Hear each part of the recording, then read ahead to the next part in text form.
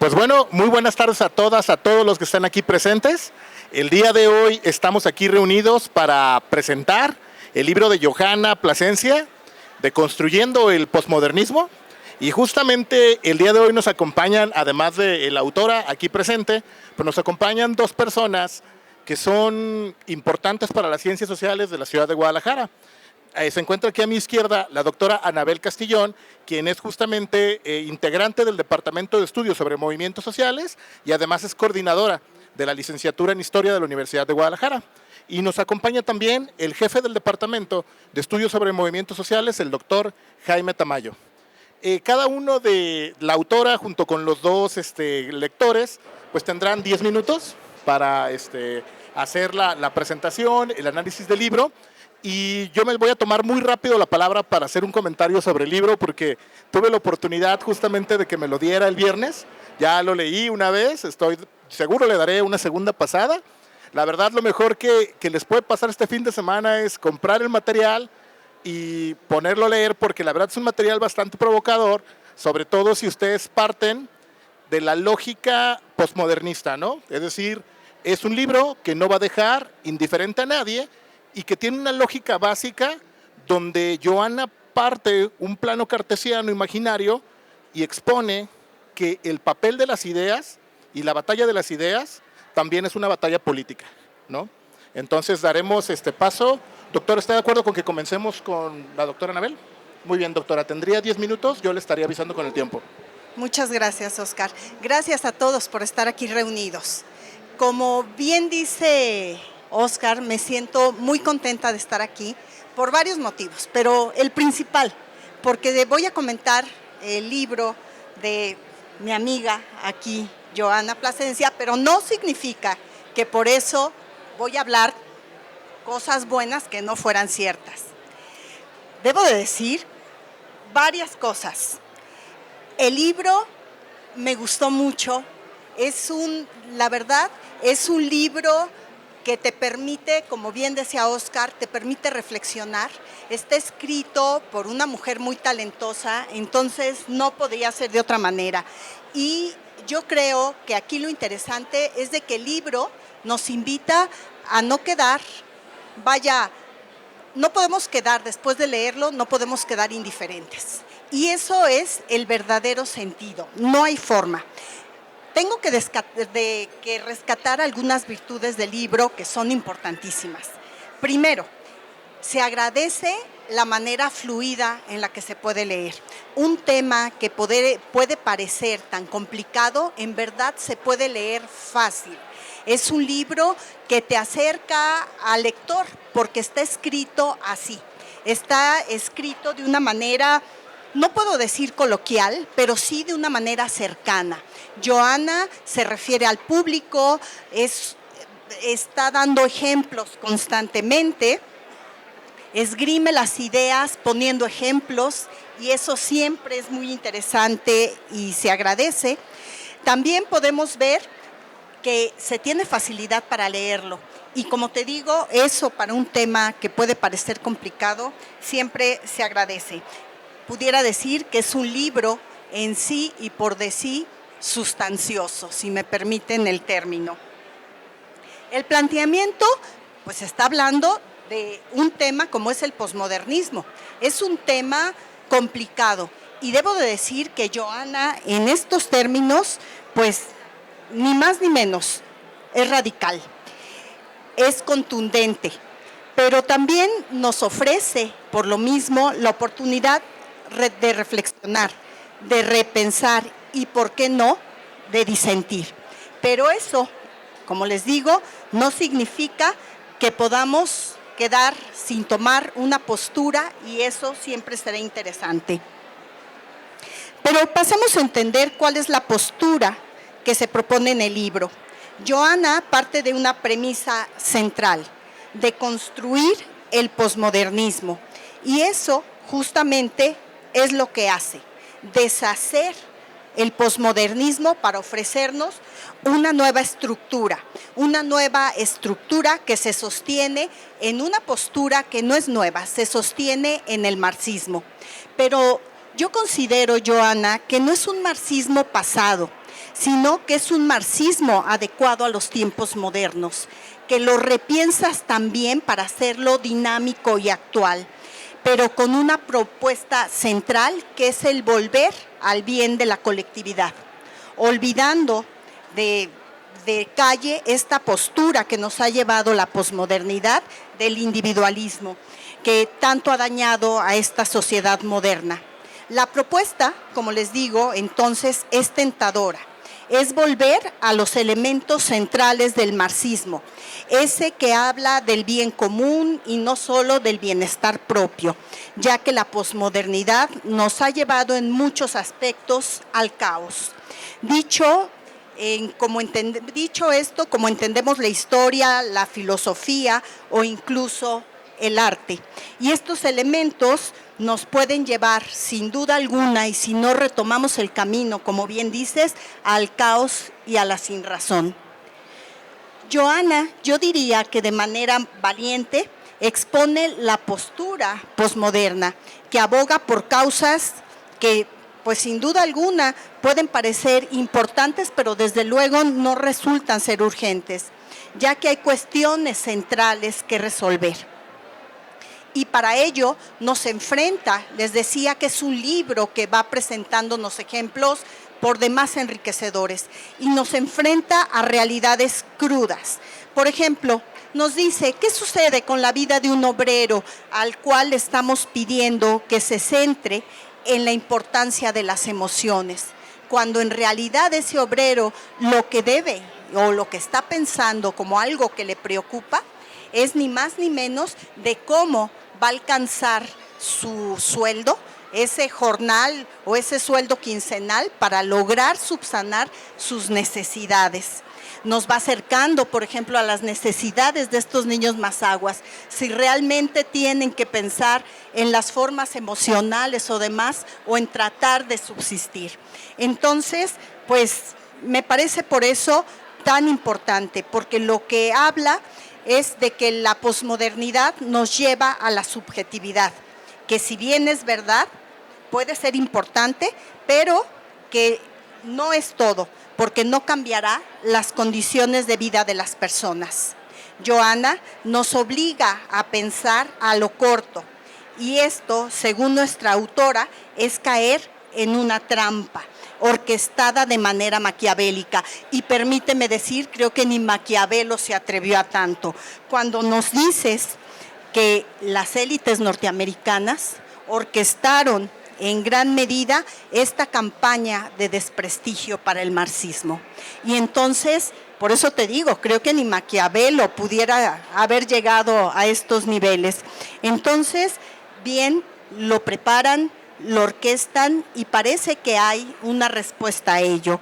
Lo que encontramos es que una teoría científica como el marxismo la han ido borrando, la han ido quitando. Esta idea de la posmodernidad la ha ido borrando y borrando sobre todo las bondades que el marxismo podía tener. Johanna, nos adviertes del peligro que estamos atravesando. Nos dices que nuestra visión individualista y nuestra falta de compromiso con las causas colectivas y sociales son notorias, pero sus propuestas nos llevan por sí mismas a una trampa, ya que están llenas de algo que son una pseudo verdad, que si bien es cierto que nos seduce, pues la verdad es de que nos va separando y nos va llevando a una sinrazón.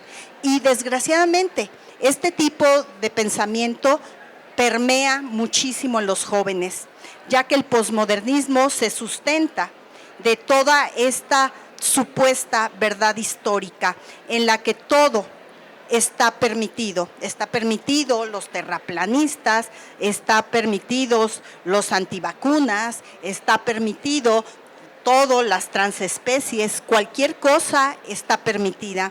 Entonces, bueno, pues creo que esto tendríamos que repensarlo. Y si no lo creen, pues es una invitación, vean las redes sociales. Así, facilito. Pero como les decía, Johanna nos habla de cómo estas corrientes han permeado, cómo la CIA lo llevó a cabo.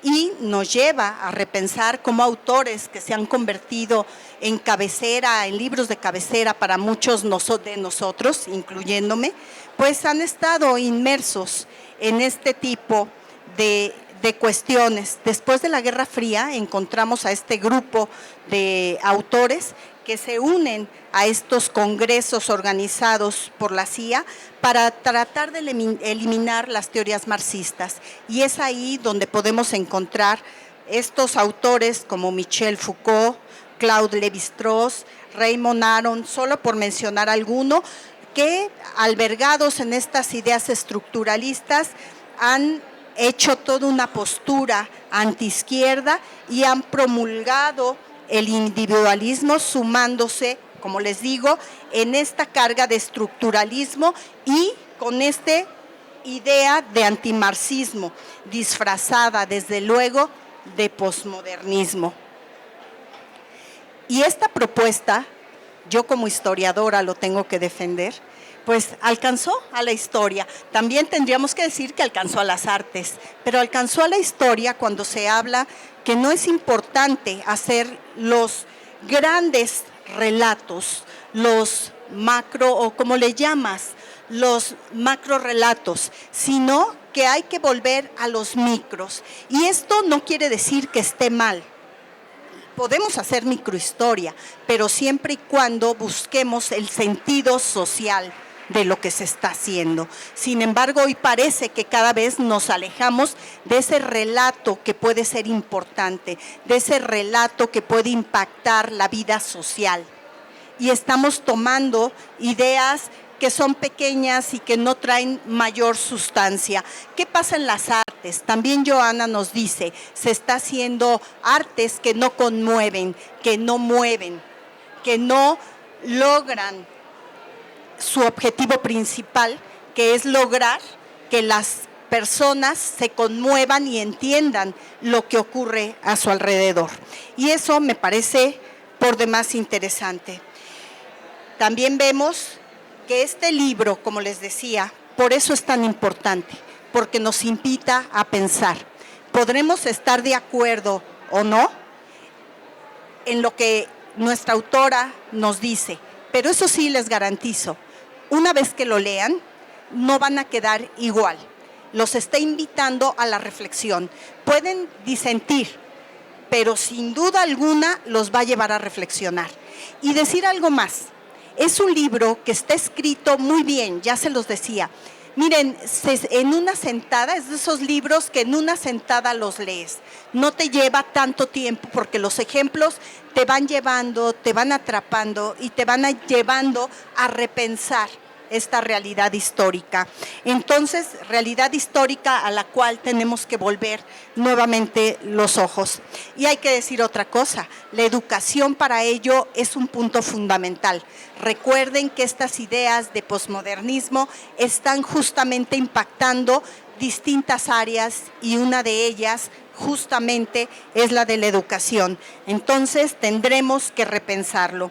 Entonces, como les decía, no se van a arrepentir, ojalá que se animen, lo lean, lo van a disfrutar y entonces lo que vamos a encontrar es una voz fundamentada, una voz que sabe de lo que está hablando, una voz que también me atrevo a decir comprometida y eso en estos tiempos actuales siempre se agradece. Con esto termino. Un aplauso para la doctora Anabel Castellón y yo estoy de acuerdo con mucho de lo que la doctora Castellón dijo, prácticamente con todo. De hecho, el libro me hizo ir a las lecturas, me hizo volver a ir a hacer algunas lecturas y justamente traía dos ejemplos. Ahorita se lo debatí un poco con Johanna. Lyotard es uno de los autores que menos sale parado en su estudio y me hizo volver a la posmodernidad explicada a los niños, pero también una médula del trabajo de Johanna me hizo volver a leer una lectura que había hecho recién este año, que era un debate que tuvieron Judith Butler y Nancy Fraser sobre reconocimiento o redistribución. Una cuestión donde dialogan para tratar de entender el posicionamiento entre el marxismo y el feminismo, ¿no? Y pues qué mejor que darle la palabra yo creo, la institución del marxismo en el occidente del país, al doctor Jaime Tamayo.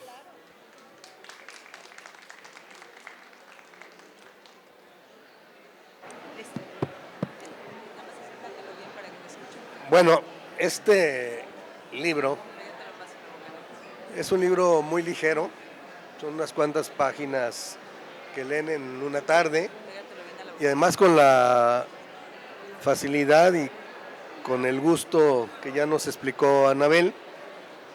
Es un libro que en ese sentido también se diría que es un libro ligero, pero en realidad es un libro muy, muy, muy pesado. ¿Y en qué sentido lo digo? En este mundo, en esta sociedad, en estas generaciones, en esta época en la que todo es light, en que la vida es leve, en que no nos queremos realmente preocupar por lo que está pasando y por eso pasa, en la que la desigualdad, la pobreza, perdemos la perspectiva misma de la división de clases, no vemos lo que está pasando en el mundo por el más brutal de los imperios de la historia, que se refleja en el intento de desaparecer a la Federación Rusa con toda la OTAN utilizando el espacio ucraniano, o en el caso del brazo armado de este imperio en Medio Oriente contra el pueblo palestino y contra el más pobre de los pueblos de Medio Oriente, que es Yemen. Y, en fin, todo esto pues parece que no nos importa lo inmediato, o les importa lo inmediato, no importa la razón, sino la emoción, no importa la lucha de clases, sino los sentimientos, no importan los conflictos de clase y los conflictos por la desigualdad, sino lo que importa son las diferencias y la identidad. Todo esto es cuestionado precisamente por la autora. Un libro que nos viene a mostrar no solo cómo el posmodernismo se vino a constituir en la otra cara, digámoslo así, de este sentido común que domina el mundo, que es el neoliberalismo, sí, y que efectivamente viene a darle un sentido filosófico, epistemológico, y en el sentido real de la palabra epistemología, porque ahora cualquiera que nunca estudió ni filosofía ni nada que se le parezca, habla de epistemología con una facilidad impresionante y habla de filosofía al grado de que ahora hay filosofía empresarial, ¿verdad? Y esta bola de tonterías. Pero bueno, digo, en esta perspectiva vemos cómo efectivamente el individualismo ha arrasado en todos los sentidos. Un individualismo en el que básicamente nos encontramos con que lo que importa es la competencia, el obtener el mejor lugar, las mejores condiciones, el mejor consumo, y lo que menos importa es ver la colectividad y las condiciones en las que se desarrolla la sociedad. Es pues un libro, obviamente, como ya lo han señalado tanto Óscar el moderador como Anabel, un libro de alguna manera que yo no diría provocador, pero que sí convoca al debate. Un libro que viene jugando un papel nuevo, porque pareciera que nadie se atrevía a enfrentar esta visión que representa realmente los peores intereses de la humanidad actualmente. Y digo los peores intereses porque no se valgan las emociones, se valen, pero no para explicar una realidad social. Por ahí alguna vez alguien quiso explicar la Revolución Inglesa por la migraña de Cromwell. Algún otro investigador se planteó explicar la Guerra Cristera porque Calles, siendo hijo fuera de matrimonio, había sido maltratado por los católicos. Bueno, puede ser un factor que influye en el personaje, pero no en la situación que desemboca en procesos como la cristiada, como la Revolución Inglesa o como cualquier otra revolución, ¿sí? Sí, las emociones son importantes para explicar de manera individual los procesos que vive el individuo, pero no los procesos que vive la sociedad. Y el pensamiento postmoderno pretende precisamente sustituir estos llamados grandes relatos o estas explicaciones de mayor trascendencia, que precisamente se basan en buscar explicaciones de carácter social, histórico, y con una construcción teórica mucho más profunda, por explicaciones inmediatas, internas, emocionales, etc. Ahora, esto, ¿por qué? Ya hacía referencia a Anabela que la CIA estuvo detrás de esto y lo sigue estando. Pareciera que Anabel es una persona que cree en las conspiraciones, una conspiranoica, ¿verdad? Y Johanna también. Pues no, precisamente en el libro van a encontrar cómo se creó toda una estructura desde la Guerra Fría para ganarse al conjunto de los intelectuales que pudieran tener alguna disidencia, alguna diferencia con la Unión Soviética, que era el enemigo principal al que había que combatir. Y entonces, desde marxistas heterodoxos hasta, por supuesto, liberales, de los más representativos como Raymond Aron, o marxistas, trotskistas, o de líneas muy radicales, como lo fueron en su momento los nuevos filósofos, terminaron convertidos en voceros de un pensamiento finalmente antimarxista, anticomunista, y que ha jugado un papel hasta hoy muy importante en la deconstrucción de un instrumento teórico que permitía tratar de entender la realidad y de transformarla. Y eso está plenamente probado. El financiamiento del Congreso de la Cultura por la Libertad, que incluyó a todos estos personajes de los que se han mencionado y muchos más, y que impulsó pensadores que son, digamos, todavía hoy están vigentes algunos de ellos, que fueron precursores del posmodernismo, como los llamados nuevos filósofos, que hoy Henry Levy o este otro, se me escapó ahorita el nombre, Bluesman, siguen siendo voceros de este mismo lenguaje y siguen siendo muy representativos. Tienen todos los foros del mundo.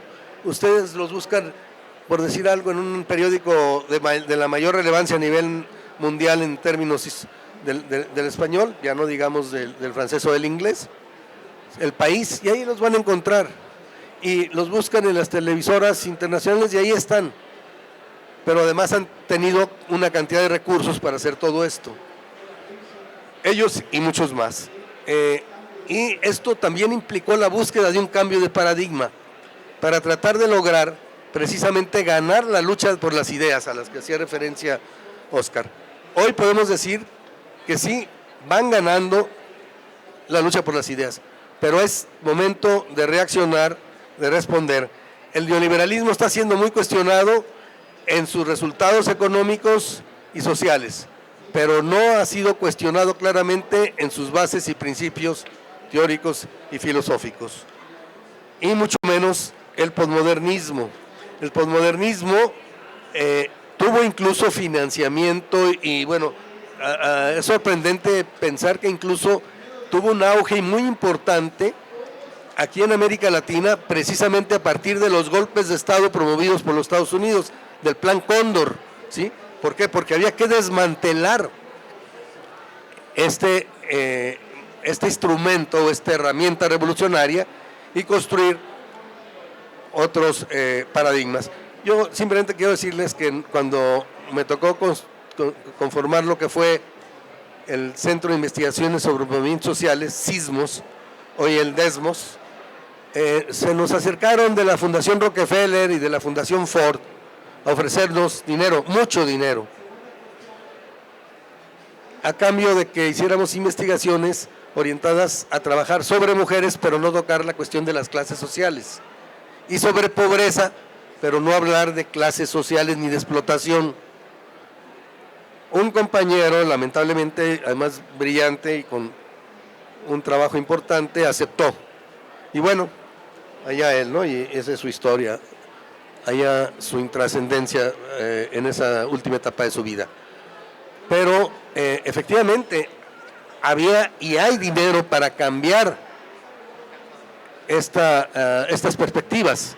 Y claro, es muy bonito hablar de la pobreza y entonces aparece la Fundación Ford que financió ese proyecto para dar unos pesos o unos dólares, según el caso, para que la gente pueda salir de no de la pobreza, pero tal vez de la extrema pobreza o de la situación de hambre.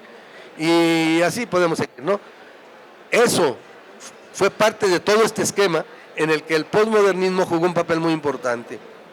Ahora bien, hay un detalle ahí que se narra que parece irrelevante, pero parece muy importante, sobre todo en estas generaciones en las que la emoción importa tanto y que se valora tanto la trayectoria independientemente de la obra, algo que por ejemplo ha sido muy cuestionado en algunos personajes por su vida individual, independientemente de la trascendencia de su obra. Me parece muy extraño que sin embargo hoy uno de los autores más importantes de las ciencias sociales, ¿sí?, sea un autor que, y se los dejo de tarea para que lo lean en el libro, no les voy a platicar la historia, sea un asesino serial de homosexuales, siendo el mismo homosexual.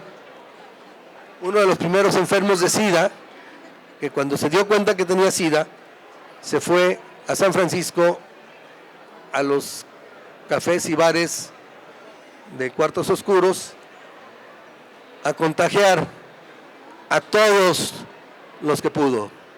Sabiendo que él iba a morir, fue a matar, porque eso es asesinato premeditado. Y eso hizo. Y es un hombre muy admirado por la posmodernidad, muy leído, muy aplaudido. Pero bueno, yo aquí termino. Un aplauso para el doctor Jaime. Y pues justamente en esos términos, pues hasta el título, ¿no?, del libro utiliza estas palabras que son del propio posmodernismo, deconstruyendo la posmodernidad. Y lo que podríamos decir entonces es que le vamos a pasar, utilizando los términos posmodernistas, le vamos a pasar la voz a la arqueóloga. Esto iba bien sin ofensa, ¿se dan cuenta de eso? Ya cuando se empieza a poner la mesa así de difícil, qué feo, pero bueno. Primero que todo, gracias a los que están, les agradezco muchísimo su presencia y la mesa que tengo es maravillosa, les soy sincera, son admirables y son mi ejemplo a seguir. Entonces, algo que tiene el libro es que al menos les va a caer bien, se van a reír, de repente se van a enojar. Habla de toda una estructura que surge precisamente, como ya lo mencionaron, desde el Congreso por la Libertad de la Cultura, que al final sabemos precisamente que para que un régimen o una forma de gobierno permanezca, necesita conquistar la cultura. ¿Y qué tiene la cultura? Las artes y la educación. Si eso se domina y se conquista, entonces no vas a tener quien haga frente a ese tipo de gobierno, ¿sí?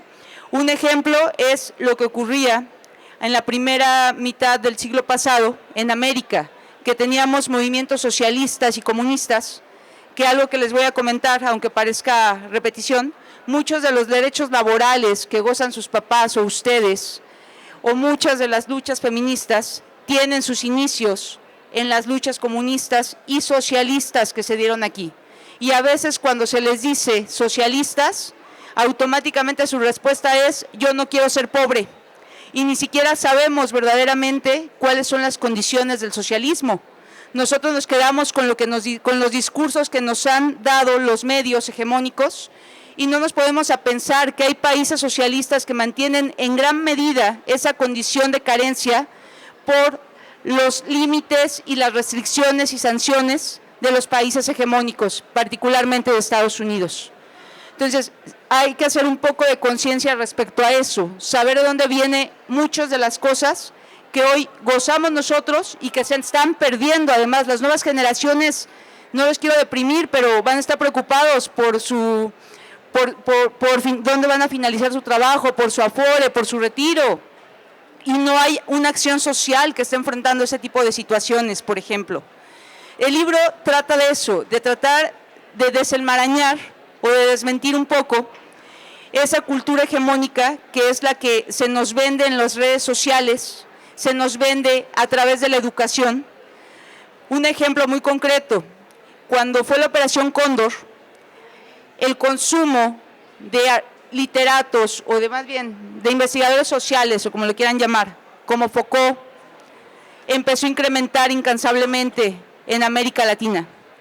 Y si bien lo que hizo fue un giro, Foucault fue una de las personas apoyadas totalmente por Norteamérica, ¿no? Y no maneja y se desprende totalmente de los socialismos. El hombre ni siquiera supo hablar de lo que era el Estado, de la política. Su mayor hit es hablar del castigar y del vigilar y del poder. Y a partir de ahí todas las tesis que se generan siempre tienen a Foucault. Cuando hemos dejado de lado a expertos en el marxismo, por ejemplo, que te hablan de la lucha de clases. Y hay una cuestión muy importante que hay que pensar, no es que estén mal, el libro puede ser muy controversial, porque de repente hay una crítica hacia los trans, hacia los transespecies, hacia todo lo que hoy nos rodea como sociedad. Pero lo que es cierto es que independiente de la identidad que cada uno posee, independiente de la ideología que cada uno posee, todos tenemos necesidades laborales, necesidades sociales, tenemos necesidades de salud, de educación y de vivienda. Y todos, sin importar qué, tenemos una condición de clase, buena o mala, pero la tenemos. Y eso es lo que homologa las luchas. Lo que sí ha sido cierto es que a raíz de toda esta cuestión de la ideología posmoderna, hoy las luchas son totalmente individuales y de pequeños grupos que pelean por sí y se pelean con los otros grupos, que aparentemente peleaban lo mismo. Pero es una lucha que ya no se vuelve en masa. ¿Y qué pasa cuando una lucha ya no se hace masa? Pues no impacta en el Estado y lo podemos tener muy presente actualmente. Los ejemplos que tenemos del 68 en México era una masa de estudiantes, alumnos, trabajadores y mujeres que salieron, no solamente eran estudiantes, y eso está totalmente comprobado. Hoy, entre las mismas feministas nos peleamos, entre los mismos LGTB, ahí está la batalla. Y ya no tenemos grupos, es más, las izquierdas están totalmente divididas. Y entonces no tenemos una masa que trabaje precisamente contra lo que nos interesa a todos, porque no es por nada, pero el imperialismo nos está partiendo la cara en la cultura, en la política, en lo social. Y cada vez las generaciones que vienen les es más complicada el ritmo de vida y les es más complicado entender precisamente las necesidades y cubrirse las necesidades básicas que hombre y mujer deberíamos de tener, sin importar la identidad. ¿Sí me explico? Eso es punto y aparte.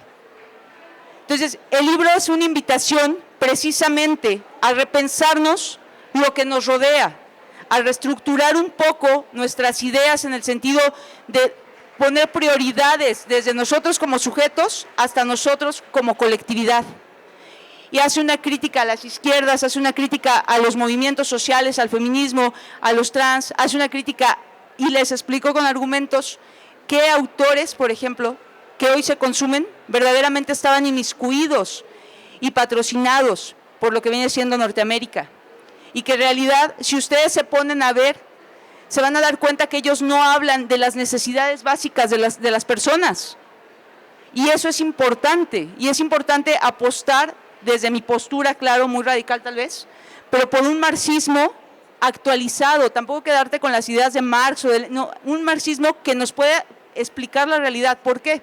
Porque el marxismo te explica los hechos concretos de una realidad concreta y es colectivo, no individual. Entonces miren, si después de que lo lean quieren venirse a echar un tiro conmigo, me llaman y nos lo aventamos, porque de verdad que entre más se logre poder repensar las cosas y no quedarnos con los discursos que nos venden, es lo prioritario, apostar a la conciencia y a la reflexión. Yo soy franca, ese libro para mí y para muchos que estamos en que somos posmodernos en realidad, ¿no?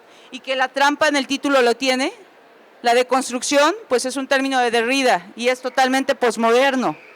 Entonces, así como ellos utilizaron teorías del marxismo para construir su posmodernismo, Ahora es importante utilizar las teorías de ellos y los conceptos de ellos para volver a renovar y a estudiar lo que hoy tenemos en la realidad social.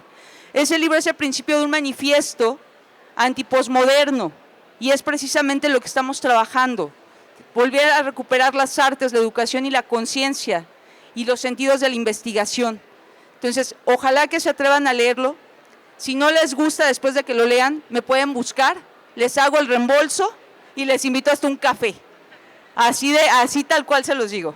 ¿Sale? Y antes de todo, les agradezco muchísimo el que estén aquí y le paso la voz a Óscar. Bueno, un aplauso para Johanna. Y pues, Johanna, así como un microrelato, tu libro se va a ir a Europa, se lo acaban de dar a Juan Carlos Monedero de Podemos, entonces la crítica va a estar dura también. Lo interesante del libro también es esta invitación al diálogo con otras posturas, con otros pensamientos y planteamientos teóricos, y lo interesante justamente de tener a la autora del día de hoy aquí es que pues le pueden hacer las preguntas en el tiempo que tenemos. Entonces no sé si alguien quisiera hacer una pregunta. Colega.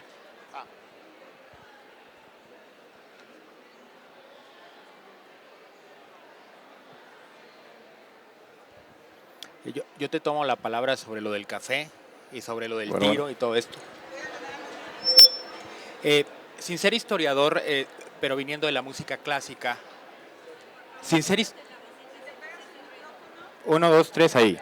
Sin ser historiador, pero viniendo de la música clásica, escribí un ensayo en el 22 que se llamaba La condición metamoderna, intuyendo como artista que necesitábamos un vocablo diferente. Y en mi ingenuidad ahistórica, encontré que obviamente pues, Marechal en Argentina había acuñado el término ultramodernidad, obviamente Lyotard, la posmodernidad, Lipovetsky la hipermodernidad, Dussel la transmodernidad. Entonces busqué un término, un prefijo que tratara de exaltar que necesitamos un nuevo nombre, especialmente creo que a partir de la pandemia, donde presentimos que algo nuevo ha comenzado. Yo le puse meta, pero confieso que en el sentido de realidad aumentada, meta más allá de la materia, porque creo que caminamos una era que va a caminar a lo inmaterial cada vez. Lo que quiero preguntarte como experta en la materia es si voy bien, porque creo que son muecas de la misma enfermedad, todos estos intentos de rebautizar, incluso tu libro de deconstruir algo que son muecas del mismo malestar del estómago de 4 siglos de modernidad, en el que presentimos que algo está podrido y que lo tenemos que rebautizar. ¿Qué te parece esta intuición? ¿Ahí estamos de acuerdo? ¿Respondes de una en una o juntamos una serie de preguntas? De una en una, tenemos el tiempo, yo creo. Johanna. Bueno, ahí te va. Te voy a dar muy mi punto de vista, ¿eh? A ver, lo que tú estás realizando, o más bien, pienso que no es el rebautizar o el retomar, sino más bien ver lo que tenemos para aterrizar una malla que puede explicarnos lo que hoy hay. ¿Sí me explico? Tratar de tener, por ejemplo, un marxismo, tratar de traer lo que tú quieres al presente, ya no es válido. Hoy tenemos una realidad súper distinta. Y como modernidad prácticamente llevamos los 2 siglos atrás y la posmodernidad surge del 70 para acá. Y en esa posmodernidad la visión es que todo se puede hacer microrelato y todo se puede rebautizar y todo sería válido. Lo que tú estás escribiendo en una visión posmoderna sería totalmente válido porque es tu verdad. Y una virtud que tiene la posmodernidad es que no importa si es cierto o comprobable, sino que mientras yo lo diga, tú me lo puedes creer. ¿Sí? Entonces, si esa es la intención, pues te diría que vas muy bien para ser posmoderno. Si la intención no es esa, sería interesante replantearlo y ver qué fundamentos de origen tienes y hacia dónde quieres llegar, porque incluso el término que trabajas de llegar a lo inmaterial, yo no lo aterrizaría en el concepto de meta, porque una cosa vendría siendo una cuestión más de innovación y otra, esta de la inmaterialidad, que es más hacia lo efímero, hacia la ausencia de. Entonces, ahí tendrías que replantearlo, pensarle desde mi postura. Me llamó la atención que un síntoma de Facebook es que cambiara el nombre comercial a Meta, como una especie de... Pero nada más estamos de acuerdo en el sentido de que es una hinchazón de la modernidad, una línea que empieza con Descartes y sigue ascendiendo hasta una exacerbación. ¿Estamos de acuerdo en eso? No. ¿Por qué? Porque el asunto de la posmodernidad, los posmodernos van a argumentar su surgimiento no como una continuidad de la modernidad, sino como un desencanto de la modernidad, ¿sí? Para ellos, la modernidad fue una cuestión fracasada. ¿Qué estamos hablando de esto? El siglo del progreso, el siglo de la evolución, de la industria. Y ese argumento que dan de que eso fue un fracaso, el posmodernismo surge de alguna forma como una ruptura o un contra la modernidad. Y caemos ahora no en el progreso, sino en el pesimismo, no en las luchas colectivas, sino en la subjetividad, no en la utopía de decir, bueno, vamos a vivir por un mundo sin clases sociales o por un mundo de igualdad. Ahora es la distopía, donde el presente es el que se vive y, como diría el marketing, ¿no? Vive la experiencia, porque mañana quién sabe si amanezcas. Y así es la dinámica que tenemos hoy.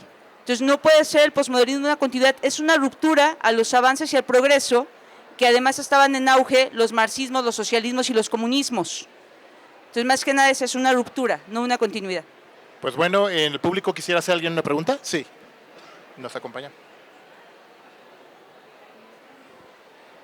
Y gracias a quien preguntó. Hola, ¿qué tal? Buenas tardes a todos. Mi nombre es Mario Rodríguez. Bueno, yo quería hacer una pregunta muy concreta respecto al libro que tú estás presentando. Y tiene que ver con el hecho de que pues el capitalismo como tal surgió en algún momento determinado bajo ciertas causas determinadas y ha ido evolucionando a través del tiempo y del espacio de diferentes maneras, ¿no? En este momento vivimos un capitalismo bajo un modelo neoliberal, ¿no? Y que ha mercantilizado prácticamente todo y continúa y expropiando y robando realmente, ¿no? Más allá de explotar. Mi pregunta es la siguiente. Una de estas cualidades que ha tenido el capitalismo a lo largo sobre todo de estos años en donde ha florecido esta crítica precisamente al paradigma de la modernidad precisamente, ¿no? Que creo que es de donde hay que partir, qué es la modernidad, ¿no? ¿Quién dice qué es la modernidad y cómo se nos ha sometido a través del discurso de la modernidad? Pero bueno, más allá de eso, creo que una de las principales cualidades del capitalismo es su capacidad de apropiarse de las luchas sociales y de las luchas, sobre todo progresistas, ¿no? Entonces, hemos visto como luchas bastante genuinas, como el feminismo, como la cuestión de la comunidad LGBT y de la diversidad de géneros y todo lo que eso engloba. El capitalismo, si en algún momento trató de frenarlo, en algún momento lo absorbe, lo valida, lo vende, como todo. Y yo he visto mucha gente queriendo negar el capitalismo o queriendo estar en contra de la mercantilización y entonces dice, bueno, como el mercado se ha apropiado de la lucha, por ejemplo, de los derechos de los LGBTs, entonces los LGBTs están mal, ¿no? Porque se lo ha apropiado la lucha capitalista, ¿no? Entonces, y vamos a la segunda cualidad que me parece muy importante del capitalismo, y es esta capacidad que tiene... Ay, se me fue ahorita lo que iba a decir. Pero bueno, pues básicamente eso. ¿Cómo le haces tú en lo personal, ¿no? Como para luchar contra esta misma estructura que está internalizada en todos nosotros, ¿no? Porque, bueno, quien diga que aquí está libre de capitalismo, pues que arroje la primera piedra, ¿no? Entonces, muchas gracias. Muchas gracias. Bueno, ahí te va. Primero, es cierto lo que dices, incluso te voy a comentar una cosa. Se nos ha tratado de vender que ahora estamos en la era de la posmodernidad o en el periodo posmoderno, ¿no? Cuando en realidad, si nosotros aceptáramos estar en una era posmoderna o en un periodo posmoderno, sería validar la invasión del capitalismo en todos los campos. El posmoderno tampoco puede ser tal cual un estilo, porque un estilo es efímero, como los que pasan en las artes, pero sí es una corriente, que a veces es praxis y no solamente idea.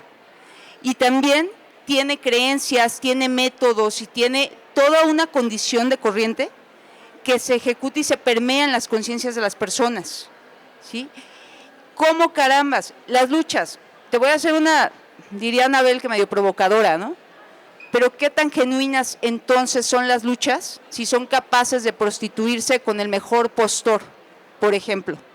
O sea, partiendo de eso, si las luchas feministas o las luchas LGTB y de repente llega un partido neoliberal y les ofrece recursos y por eso se suman a esa causa, tendrías que pensar entonces en la lucha. O sea, a mí como comunista, hablando de lo personal, venme y ofréceme eso y te mando al carajo, ¿no? Primero vendo mi riñón antes de hacer esa acción. Entonces, hay que ver también ese principio y saber diferenciar las causas. ¿Por qué? Porque el neoliberalismo, si algo ha hecho, es apropiarse de los conceptos que nosotros desde las luchas sociales tenemos. Y entonces de repente tú ya ves al Papa que también es pro LGTB, ¿no? O al PAN que ya está apoyando los feminismos. Tú dices, ay, pero ¿cuándo carajos iba a pasar eso hace unos años? Hoy tienes esas realidades porque es conveniente para ellos. Pero entonces, ¿qué tan genuina es nuestras causas de mujeres? Tendremos que volver al principio y saber qué es lo que une a la lucha de mujeres y posteriormente ver qué nociones y cualidades le damos. A nivel personal, aquí entre nos, yo me dedico a pintar, soy muralista, ¿no? Y tengo murales en varios lugares, nunca patrocinados por el capitalismo, has de saber, ¿no? Y siempre y nunca vendida, eso te lo puedo garantizar. Nunca he pintado algo en lo que yo no crea, por ejemplo. Y tengo murales de 300 metros cuadrados, de 270, de 90 metros. Y en cada uno de mis muros vas a ver un ícono socialista, un ícono comunista. Y vas a ver las luchas en las que yo creo. Desde el campo de las artes te puedo decir que esa es la misión que hago. Y eso es lo que intento. Desde la parte de la investigación, esto es lo que hago. Tratar de aportar a las conciencias. Y los que son mis alumnos o han sido mis alumnos saben que hasta de las cosas más sencillas de tomarte un café, de platicar, de echarte, es el trabajo que uno va haciendo. Y vas buscándote recursos y apoyos. Al capitalismo no le vas a escapar. La realidad es valorar en qué condiciones están. Tampoco vas a escapar de las visiones posmodernas. Pero sí puedes ser consciente de hasta qué punto y hasta qué límite las tienes en tu vida. Porque no se va a anular nada. Y eso tenemos que tenerlo bien presente, ¿no? No se van a anular los empresarios, no se van a anular nada. O sea, no va a ser de la noche a la mañana.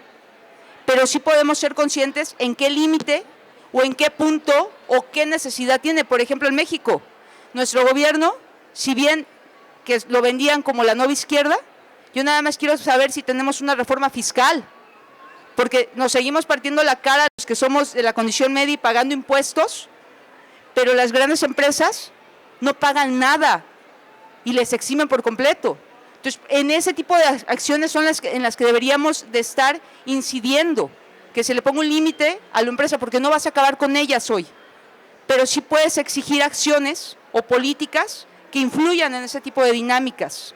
De alguna forma, ir restringiendo un poco los beneficios que tienen los capitales, por ejemplo. Gracias. Bueno, un aplauso también para Johanna. A mí me gustaría hacer un comentario y una pregunta, tal vez a modo de cierre y pues llevarlo también a otros escenarios, porque pues con Johanna, donde nos vemos, dialogamos y a veces confrontamos muchas ideas. Y déjenme decirles que este libro también es la presencia de un trabajo en equipo y también de un trabajo en familia. Es decir, no solo por la corrección de texto del doctor Jaime, sino porque el diseño de portada y las ilustraciones que hay en el libro son hechas por su familia, ¿no? Está aquí presente, creo que una de las dibujantes, espero no equivocarme con el nombre, Shiodani y Noheli.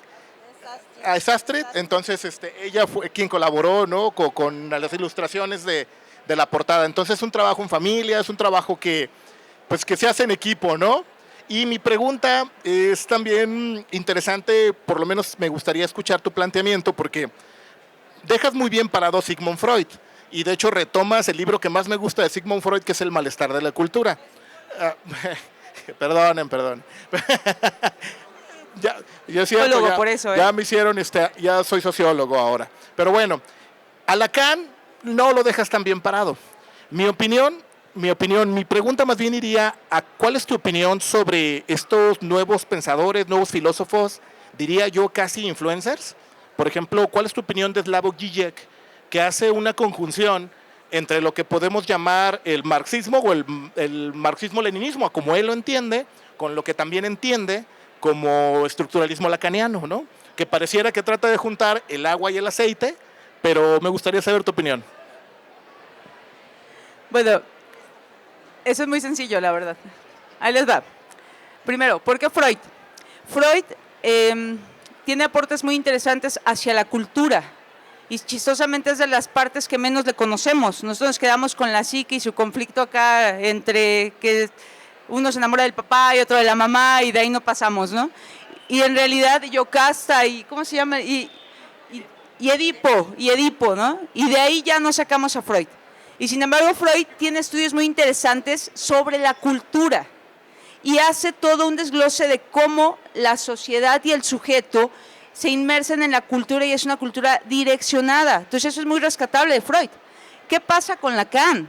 Pues, perdónenme, pero enséñenme un nuevo autor que verdaderamente proponga algo. La mayoría son refritos de clásicos. Me ha tocado leer textos, y no voy a decir nombres, donde prácticamente lo que hicieron fue ponerle paráfrasis a Erich Fromm, por ejemplo, ¿no? Y Lacan hace prácticamente eso con Freud, agregándole la visión estructuralista. Y el estructuralismo tampoco aboga por una noción de clase social, que eso es algo que hay que tener presente, ¿no? Y mi apuesta aquí o la crítica, ¿por qué es a Lacan? Bueno, pues porque al final yo creo que sin importar qué carajo seamos cada uno, todos tenemos necesidades básicas y todos estamos inmersos en esa lucha contra el capitalismo y el neoliberalismo. Entonces, Lacan no funciona. Y Zizek, justo al llegar aquí, veníamos platicando de Zizek. Y Zizek es entretenido, es divertido, ¿sí? Eso es lo que tiene. Digamos que es un marxismo hasta cierto punto refrescado, pero divertido y entretenido. No es de mis favoritos, no lo leo, no lo consumo. Lo leo poco, pero no lo consumo. O sea, es, la verdad, lo siento, pero no podemos ahí, ¿no? Y ustedes lo leen y tal vez les sea digerible, pero yo les voy a hacer una recomendación. Cada que lean un autor nuevo, de los que hay, váyanse al origen, porque en el origen van a encontrar verdaderamente los fundamentos. E ir al origen no quiere decir quedarnos con eso, pero sí sabes de dónde parte y a dónde lo podemos aterrizar en el presente. Y eso es muy importante. Entonces, si leen a Zizek, váyanse a Marx, váyanse a Lacan, váyanse a Freud, para que puedan entender a fondo lo que está diciendo y no nos consumamos por cualquier idea que de repente se nos venda. En ese libro, ahí les digo, ¿no?, que se vayan y que ustedes investiguen lo que quieran, porque al final no se trata de que me crean a mí, se trata de que ustedes puedan comprobar, refutar y ver las cosas más a fondo. Gracias. Pues bueno, un aplauso para Johanna. Agradecemos que hayan estado aquí acompañándonos en la presentación de su libro. ¿Mande?